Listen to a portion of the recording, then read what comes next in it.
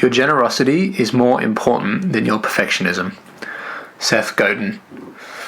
Welcome to the Virtus podcast. My name is Simon Cooper. I am your host for today, taking over from Lachlan Wallace. My guest today is Miss Jasmine Birch, our newest performance coach at Virtus Performance. She is an extraordinary coach. She's an asset to our team, and we've loved having her take on a different role at the gym over the last 6 months, shifting from the Virtus mentorship, which she finished earlier in the year, and transitioning to a coach. I had a fantastic conversation today. We spoke a little bit about the last 6 months and what's changed, what's next for both of us the next 12 months, and what the perfect coach is.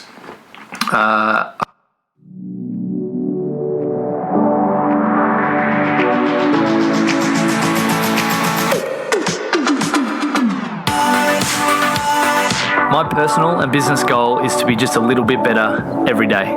I believe everyone, especially normal people, have a story to tell. The Virtus podcast exists to help us all find small ways of consistent improvement by discussing the journey and experiences of each of our guests.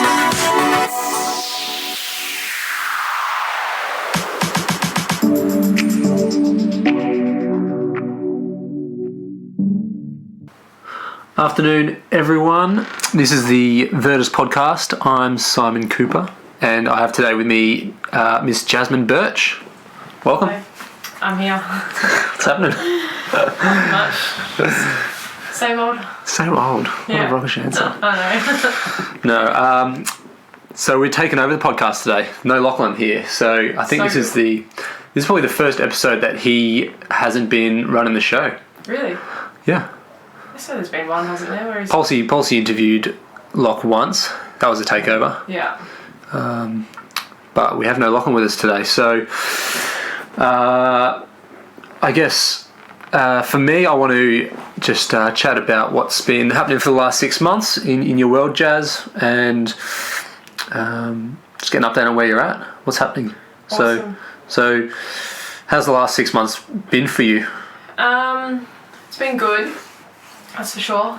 Good start to the summary. I think the last time I did a podcast, it was before I started coaching at Virtus. So over the past 6 or so months, I've definitely delved into that a lot, and I've been enjoying every minute of it. That's for sure. I have found it challenging in lots of ways, but also very rewarding at the same time. And it's really good going into work, having work not feel like work, like it doesn't feel like a job, which is the fun side of things. I sort of love how I can walk in and out of Virtus as if it's a second home and not really a working area, which is definitely the fun side of what I do day in and day out, especially like when I quit Chemist Warehouse a couple of months ago. I walked back into there to like buy some, like, I don't know, Chemist Warehouse shit. And I was, like deodorant or whatever. Like I walked into there and I was like, wow, I'm so glad I don't work here anymore. Like I used to walk in there and absolutely hate it and walk out finishing the shift, and it's just, you walk in, get the job done, hate work, hate life, and just get out of there. Like I don't have that same vibe with what I do now, which is amazing, and yeah, couldn't be happier. Cool. How's your perspective shifted since you've kind of moved into this role at in a business that you can create the change that you want to see in people, and that's fulfilling? What's changed to make that a reality? I don't know, I think it's really dependent on the people you work with, that's for sure. So it's funny, I was having this conversation with someone the other day as well. It's really interesting going from a franchise like Chemist Warehouse, a really big, well-known, large company, into a small business like Virtus, which with like small staff member numbers, like for example, Chemist Warehouse, say like you can call in sick and you just replace people straight away. Like they'll just go straight to the next person, or you can quit on the spot and they won't really care. Like they'll just hire someone new straight away. Whereas, I don't know, just at Virtus it's so much more like everyone's family kind of thing. And I think my perspective has changed a lot in terms of the way a business is run from such a big, large, known franchise to a small business. It's funny how, like, the things we set in stone with, like, the weekly huddles we do and, just the meetings and all the small things, it really adds up to make sure that a company's running well, smoothly, and, like, even the staff members are enjoying what they do kind of thing. I think is really important. I guess that's one of our one of the benefits of being in a small business with a small tight group of employees or team members is that we have control over how we run the thing, right? Yeah. Like we don't have these guidelines set up to us by a big headquarters or we don't have budgets that we have to allocate towards certain things. Like we can dictate how we run the show. Yeah. Yeah. What do you say when people ask you what you do for a living? Great question. Tell me, what do you do? I remember yesterday when I had to fill out that questionnaire thing and it said to me, it was like, what is your occupation? And I was looking at all the options and I was like, none of these suit me. I don't have one. And it sucks, especially being a student at uni and you still don't even know what direction you're going into at the end of your degree and you don't know what occupation you fit into with like something I'm studying, and I'm sure a lot of people can relate to studying such a wide, varied degree or whatever. But the options were like education/training, so I ticked that one, but then there was other, so I ticked other, and then I just wrote student because I don't even know anymore. Yeah, it's hard. What is your... How would you describe your role at Virtus? There's like the coaching side of things, that's for sure, like teaching, educating people on the benefits of exercise and how to exercise and prescribing exercise, which is the fun side. And then there's also like the community aspect. I think that's really important, sort of connecting with every person that walks in and out of the doors. I thoroughly enjoy, and I think that's quite a big thing that I value about myself and the company is like the people that we have come in and out. Like first thing on their mind is, I just hate the idea that some people who don't go to Virtus, for example, might go to like a commercial gym, will go in there just to get the job done and leave kind of thing. And like some people dread the gym, but they still go to it just because they have to, I don't know, burn X amount of calories or do that session. But I definitely like that the people we have coming in and out, they don't have that perspective towards training. And I think holding a conversation with someone before, during and after a session adds in a lot of value to that, to what we like stand by and what we do. Besides that, I feel like that's it. How do you... So people who don't come to Virtus, do you think... I mean, we've said in the past that like the fitness is, or the exercise stuff is the excuse to get people in and become part of a community or a culture where they feel belonging and they feel connection and that sort of thing. Do you think that people just... the reason they... Like, why do people not want to be a part of that? I don't know.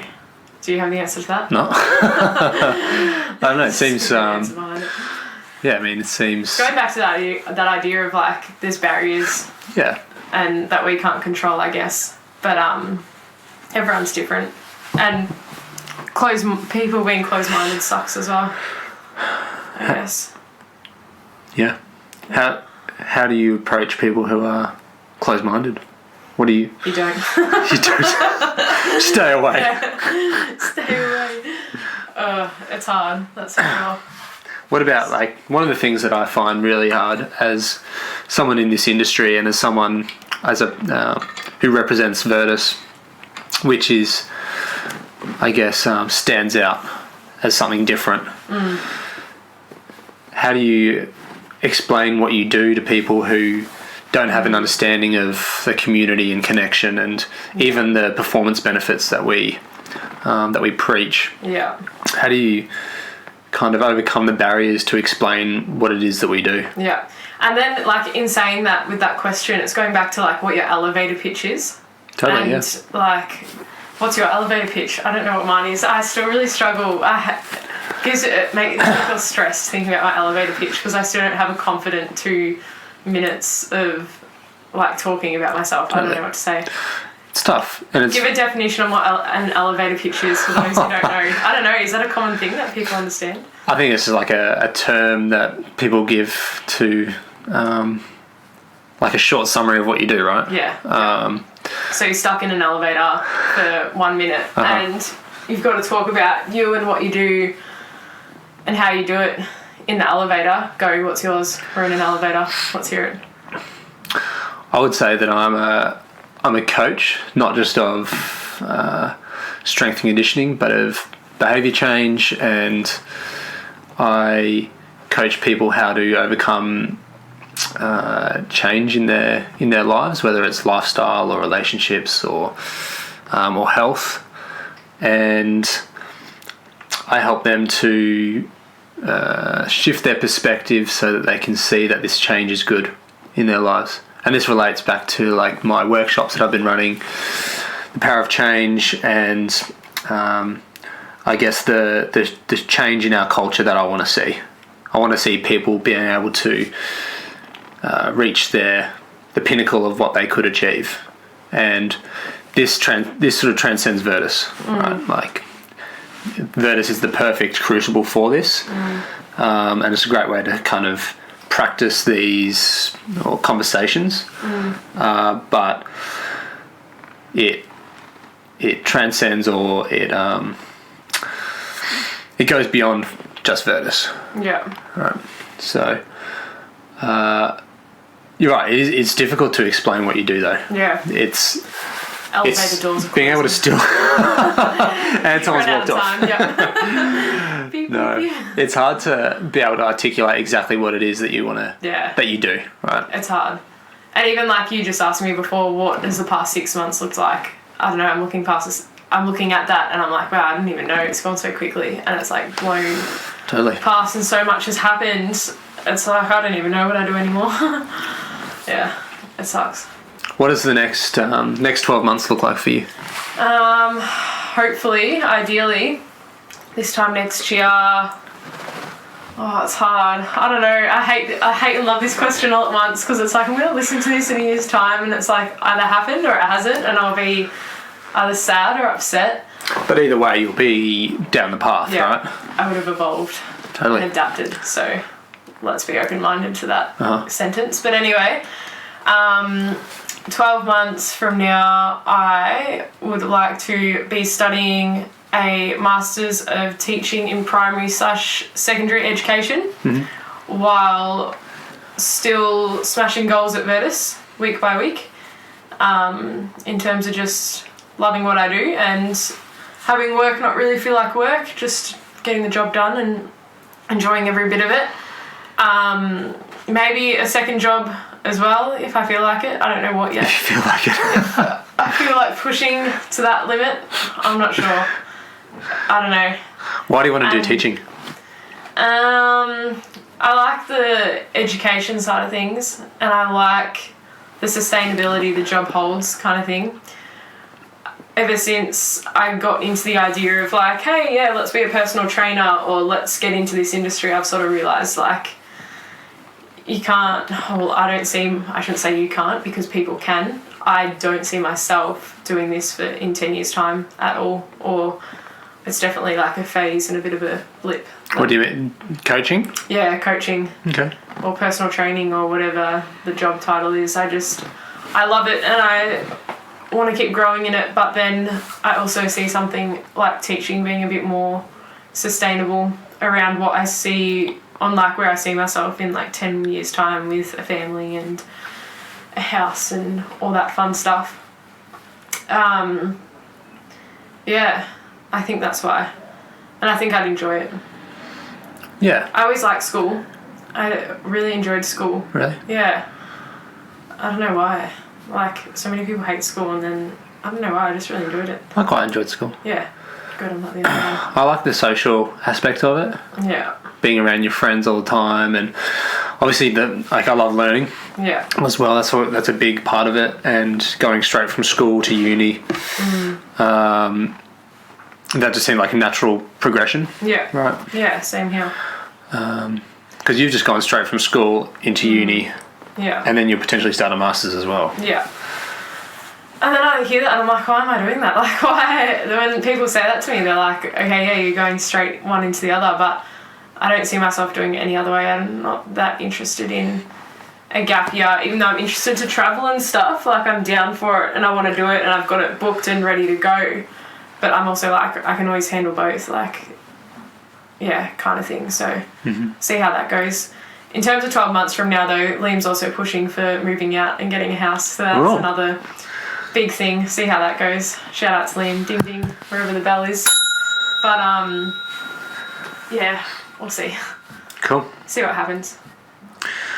Yeah, I mean, plans always change, right? They do. They definitely do. And I'm so young. I'm not even 21 yet. Oh, I need to, like, just chill out. Just relax. This is why I hate that question of, like, where do you see yourself 12 months from now? Because then I start freaking talking about houses and shit. That makes me sound old. Age is just a number, though, right? So like, true. If that's the thing that you want, then I'll do it. you'll do it. Yeah. And doesn't matter whether you're 21 or 31 or 51. Like, these, you can still want these things and you can still be moving toward them regardless. Yeah, definitely. What about you? Where do you see yourself 12 months from now? It's a great question. It depends. Yeah, it's a great question. I'm not sure. I'm sort of at the crossroads at the moment. So I've spent the last. I finished my uni degree in July. So I spent the last 2 years working to tick that off. Yeah. And now that chapter's kind of closed, I'm looking to take that next step, and whether that's continue with Virtus and continue building this thing that we're all creating and continue fostering that community and the culture and being a big part in that. That's definitely door A. Door B is moving into a more let's call it corporate type role. Yeah. Where I can kind of start practicing the things that I've learnt in my degree. Yeah. And I'm hesitating between the two doors because I'm not sure how I can live the lifestyle that I want to live and make both of those results or outcomes fit within that. Yeah. So I'm happy doing what I'm doing right now. Awesome. Like, I love being a part of Virtus. I love the role that I'm in and the community that I'm a part of. But there's also, like, the change that I want to create in our culture or in our world. Like, it's not just limited to Virtus. Yeah. There's potentially a bigger impact that I can have on the world if I shifted gears into a different role or in a different direction. Yeah. So absolutely. I'll explore options and I'll see what doors open. But I'm pretty open to things at the moment. Yeah. I don't know. Look at you go. Who knows? What about you and Sally?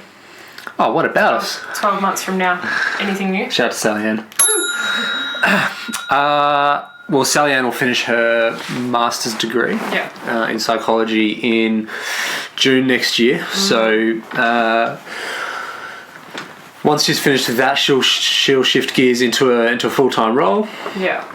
Practicing psych, which she's super excited for. Don't know. We might look at moving out and moving into a house together. Nice. Maybe have a little holiday first. Cool. Where to? Don't know. What do you reckon? What do you recommend? I don't know. Well, we've been to England many times. Shout out to England. Shout out to England. Shout out to the Queen. The Queen. No, I don't know. We've sort of done a bit of Europe. Maybe we'll do something like Asia. Love to go to Japan. I went to America a few years ago. Okay. I'd love to take Sally Ann there. Oh, should we go? Yeah. Maybe I've got a friend, shout out to Lilf. Lots of shout outs. I know. He's spent 2 years in Revelstoke. Yeah. Okay. He comes back early next year, so we probably won't cross paths, but I'd love to go up there and explore with Sal. Yeah, that's super That'd be cool. epic. Yeah. Well, I've got Japan in December, and then I'm thinking America next year. Very cool. I think. See what happens. So I'm a little bit unsure if I go about doing a master's, because it's accelerated too. So if I smash that out in 1.5 years, I don't know how much time off I necessarily get just yet. Yeah. See what happens. How do you feel about this, uncertainty of not knowing what you're going to go into? It's one of those things where it's like exciting and scary all at once kind of thing, especially in saying that with that question. Like, a lot of me questions the degree in terms of it being accelerated, so 1.5 years, and it being a master's, and then I'm like, wow, sounds like a lot of content workload or whatever, especially considering like the bachelor's that I'm doing now is really like the assessments and the exams and stuff, they're very practical based, and they're not I'm not writing essays day in, day out kind of thing, so I'm not sure if I should be expecting that or what to expect. But then I just remind myself that I've sort of got the support around me to help. Steph Nugent, I can never say her last name, Steph Newen. Steph Newen. Shout out to her. Be fit. Yeah, I know I can lean on people like her who's done something super similar, and even like going back to the people that we know in and out of Virtus, like there's so many teachers that I'm sure would be happy to help, and yeah, just head down, bum up, smash it out. Do you doubt your ability to do the course? All the time. Why? When do I never? I doubt my ability to be a coach every day. Why? Because I can. Because you can. Because I feel like self-doubt is probably my biggest weakness as a person. Okay. I reckon. I just get too unconfident with things. I just need to look past them and flourish. That's a toughie. Yeah, how do you help that? Don't know. What's your weakness? My weakness? Yeah, self-doubt's definitely mine. Not sure. No one.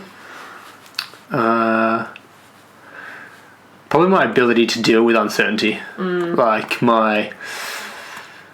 So faced with the $2 that I mentioned earlier. Yeah. It's really hard to take action on moving forward when it's so hard to make a decision, or there's resistance in trying to choose, right? Like we get hit with this this tension that we try to move through when we make these decisions, and I just find it super difficult to commit to doing something when there are two perfectly good options. Yeah. Right? So why should I commit to option A when option B is just as good? So it's kind of choosing between two things, and yeah, I just find it super hard, and that stops me from moving forward. I just get stuck in the mud. And then just going back to that, the workshop you did, the Power of Change, or give that a little shout out, Power of Change.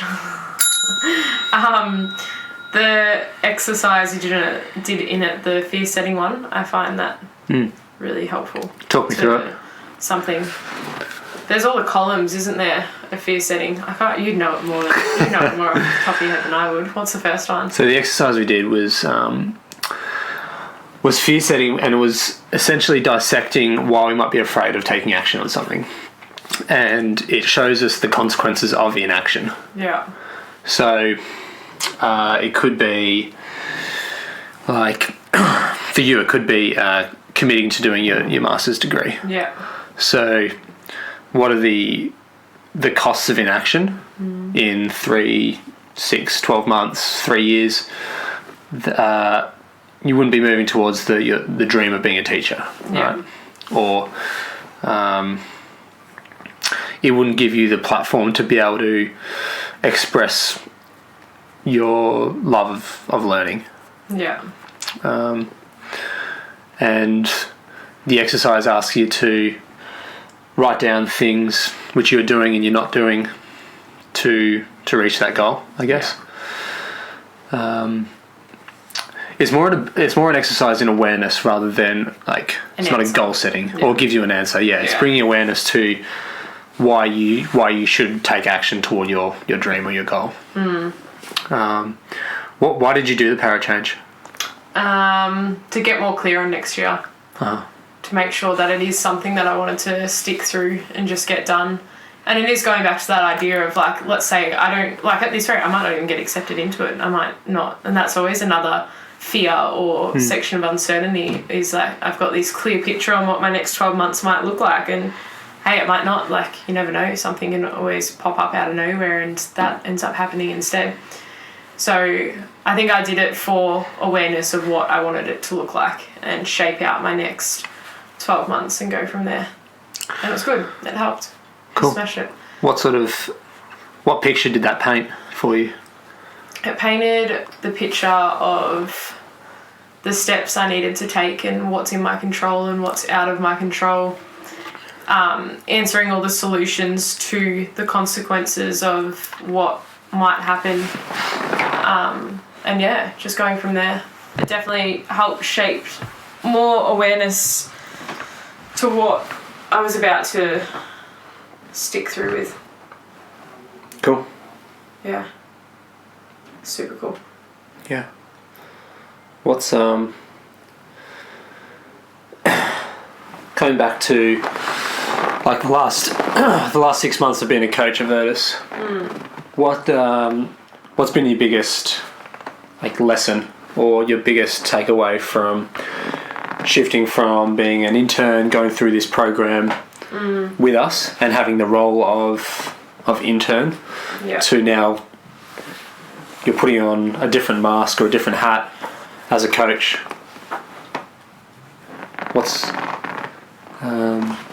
How has that role impacted you, or what have you taken away from that? That's a good question. I think like the biggest challenge or hurdle I've probably had is going back to self-doubt kind of thing, in terms of just like being surrounded by people who I feel like are 20 times better than I am, and then going from there. That's always a hard one, but I think learning from that as well is really important. And then it's going back to like that quote or saying that I think Lockie used to always mention, like you've got to, if you're the smartest person in the room, you're standing in the wrong room, or that one. I don't know, don't quote me on it, I don't know who said it either. Shout out. Some guy. Some guy. But yeah, like you always want to be in a room of people who are smarter than you to obviously learn and grow from them a lot more, and I definitely feel like I'm doing that every day. I'm walking in and out of work, which is awesome. Yeah, that's definitely been the biggest challenge and learning curve of the past 6 months. What are you learning? Everything. What don't I learn? Even things, it's been good as well, like finishing up with uni, like the units I'm doing at the moment, how that's like crossing over to work, like what I do here.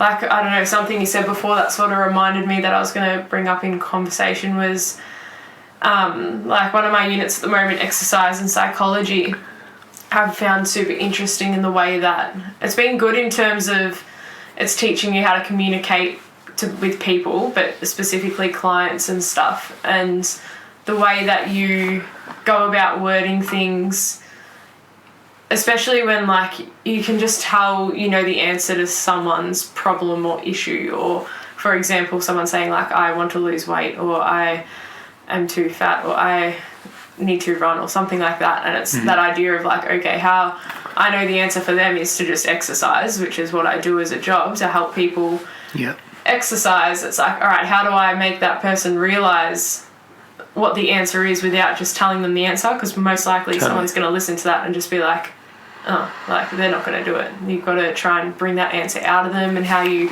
summarize and word things. That's been really good. So just crossing over a lot of stuff that I learned at uni into like day-to-day life at work has been really, really good.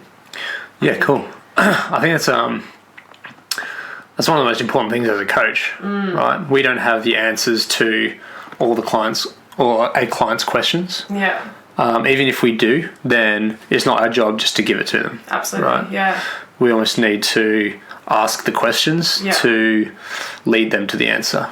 And then when they realise it themselves, A, it's more fulfilling for them because they have come to this conclusion all on their own, seemingly. Yeah. And B, it's probably more powerful. Yeah. And then being a coach, it can be so rewarding, like stepping back and watching them click the paths of what they need to do, I think. Yeah, it's been really good. Cool. Really enjoyed it. Yeah, I really like that. What's the... what does a perfect coach look like to you? Like what is the thing that the ideal vision of a coach that you're striving to be? That's a really good question. It's funny because I remember when I was an intern, I sort of drew like a stick figure in the middle of a page, and then I wrote little like speech bubbles on what I wanted being a coach. Cool.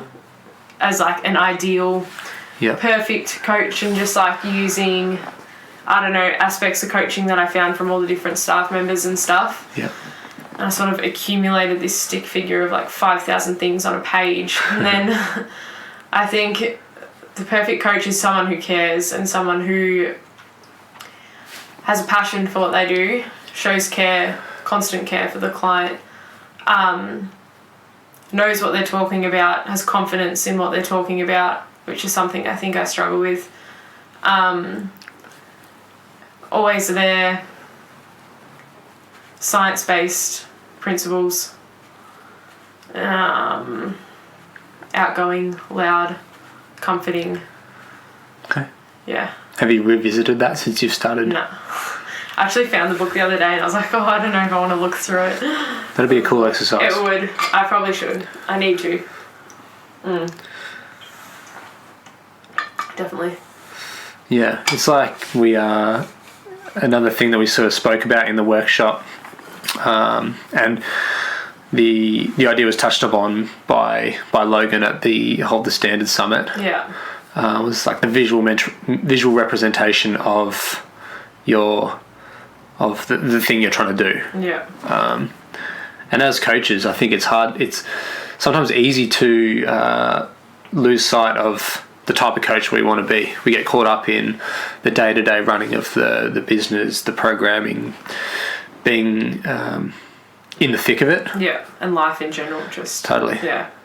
And so sometimes it helps to take a step back, get a revise what that mental representation is of the thing that we're trying to do, or the person we're trying to be. Yeah.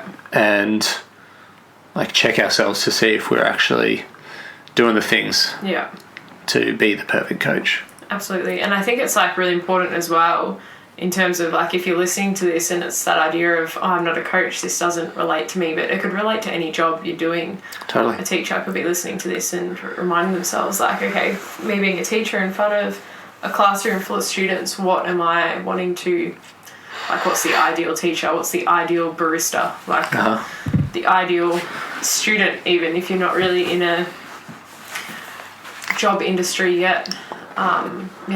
Yeah, great exercise. Just draw that stick figure and speech bubbles around it. Yeah, for sure.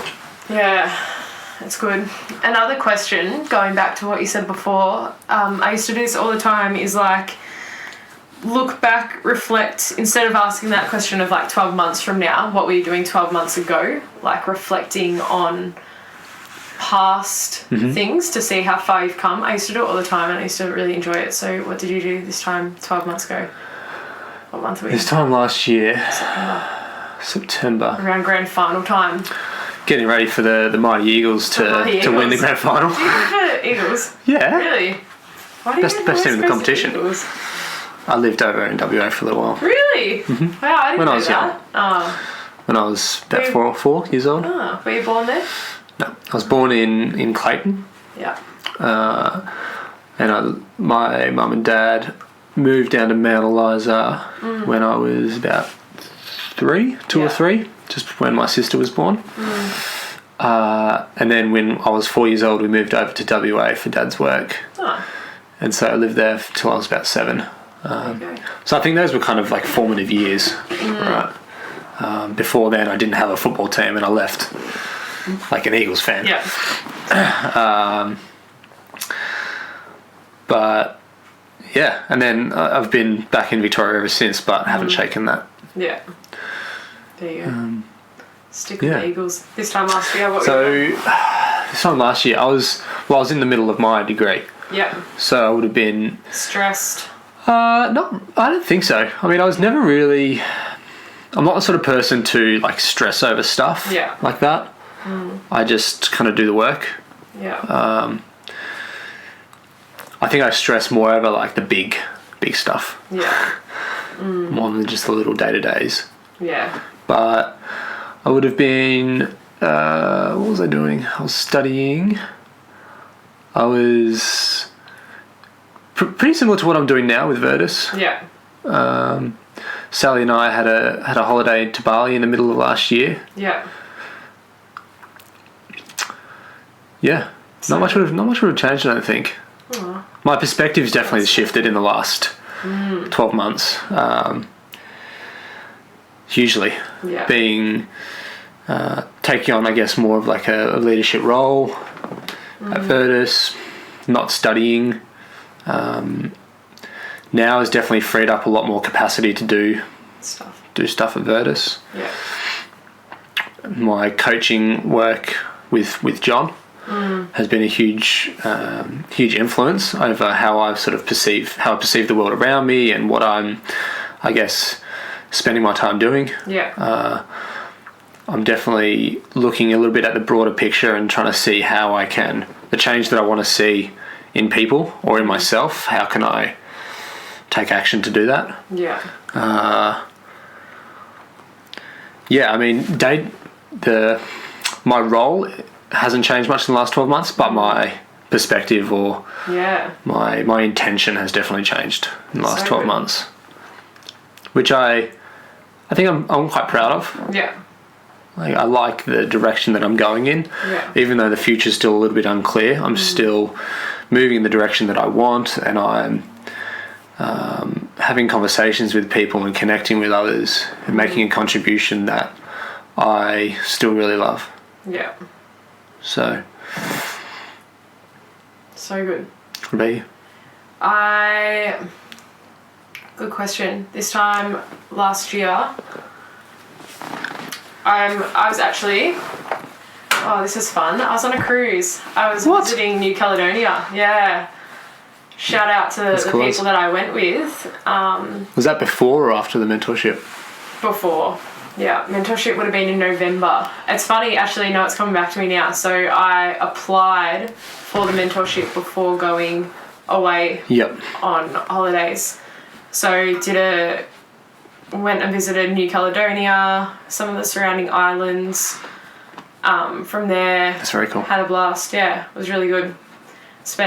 We ended up spending like over $1,000 on fish bowls and cocktails, but you get that. So that was fun. That was mid-semester break of my second year of uni. So and definitely looking back at it, so much has changed between then and now. Like, I was just working at Chemist Warehouse, just like studying a lot, and in my second year, in between then, took up Virtus. Now quit there. Slowly smashing goals. Hell yeah.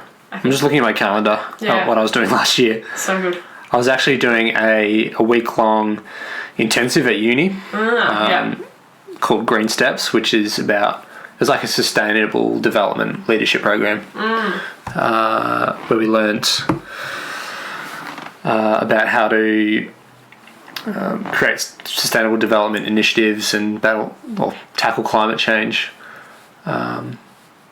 which was actually really cool. It was a cool experience. Yeah. Where was it? It was based at uni. Oh, okay. Yeah. At Monash. So week-long program followed by a consulting project. Yeah. Where we my project was based around microgrids at university, and how we can create like self-sustaining grids based on renewable energy. Yeah.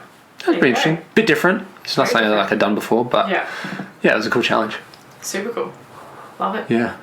What are you currently, like, what are the current challenges that you're facing in your work or in your personal development? I think just going back to self-doubt, really, just having those weaknesses of like Self-doubt. yeah, thinking that I just feel like everyone's doing better than I am and I should be doing better. So is it like a comparison thing? Yeah, more of a comparison, I reckon. Like, I just look at like the people that I work alongside with, thinking that like, oh, these guys are doing so much better than I am, but I've just got to remind myself they've been doing it for a shit ton longer than I have, and You're still green. yeah, exactly. Just I need to be more patient, I think. I've always had patience as something I really struggle with. I'm super impatient and I just want to like get stuff done now. Yeah. But yeah, I think that would be probably the biggest thing I'm challenged with.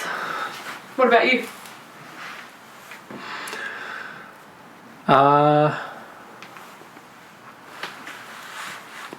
For me, I think my biggest challenge at the moment is setting boundaries around my time and around the things that I spend my time doing.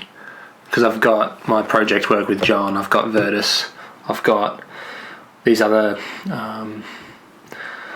small kind of projects I'm working on, like the workshop. So it's being able to separate them so that I'm not like multitasking or trying to juggle these different things all at once. Yeah, that's me actually at the moment too. I'm going to take that as well. Oh, you can't steal mine. That's another challenge that I'm really struggling with. University is like a perfect playing field for that. Yeah. Because, yeah. I mean, balancing uni and work and personal stuff. I've got like just 5,000 things I feel like I've started all at once that I'm trying to tick off. And yeah, time boundaries is something that doesn't exist in my world. Just try and plod along at it all at once. Yeah. I'm a multi-focused person. You know how Lockie always goes, oh, I'm a single-focused guy. Lachlan. Yeah. You know how he always says that? I'm multi-focused. Like, I have like 5 things all at once to think about and do. I'd hate to be single-focused. I couldn't do it. Life would be too boring. I don't know. Explain single focus to me. I don't understand. Single focus is like, I'll use Lockie's example of just being on your phone and someone will be talking to you and he'll just stay on his phone and he can't do 2 things at once. Great example. Yeah, so that's a single focus, whereas a multi-focus would be, like, perfect example, Mitch having 3 TV screens of baseball, basketball, football, and then just programming on one computer and patting Bailey with the other hand all at once, like a multi-focus of 5,000 things on a little world. Yeah, that's me. Cool. Yeah. Very good. Very good. What are you? You're a single focus. I think I'm a single focus. I mean, I like that I can put my head down and like just get stuff done and not be distracted by other things. Yeah. I can't focus on like 3 different things at once and get anything meaningful done. Yeah. I can't be productive like that. That's fair. Alright, I've got a few questions to finish. This is demanded by you, so I just think it's needed for every podcast. Alrighty. Okay, how do you start every morning? Do you have a routine that you stick with that gives you the best start to your day, or is it? Oh, alright. Start of my morning looks like, well, before the morning happens, so before I go to bed, I usually lay out the clothes that I'm wearing for the next day. Mm-hmm. Sounds like weird, but I don't know why, I just always do it because it gets me out of bed quicker. So start of my morning is literally getting straight up, out of bed, putting those clothes on, and turning the light on, and then Liam will probably like start crying.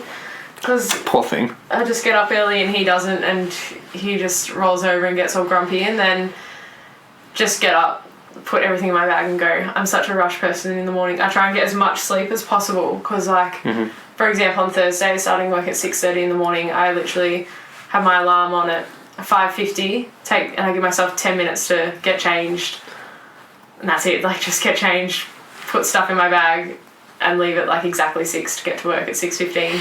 Like I just try and get as much sleep as possible. And I think that's my morning. Cool. What is what's success to you? I hate that question. Sorry. That's okay. Success to me is doing something you're passionate about and like achieving goals in it, having small wins which eventually build up to big wins. Would you say that you are successful? No. Why? I don't know. But you're doing something that you're passionate about right now. Yeah. You're hitting goals by helping clients achieve theirs. You're working towards your own development and your education. Yeah. I guess you could say that. You got me there. Yes. I'm trying to think of how to backfire. Tell me I'm wrong. I'm just like, I know people would just be listening to it like shut up and disagree with it. So that would be the right thing to do. Yeah. Hit me with the next one. How do you show up in your life? With a smile. Oh yeah. Yeah, that's a good one. Good one to finish. Nice. Well, Jasmine, it's been a pleasure. Short and sweet. Very. Thanks for coming on. That's okay. Thanks for having me. You're welcome. It's nice chatting.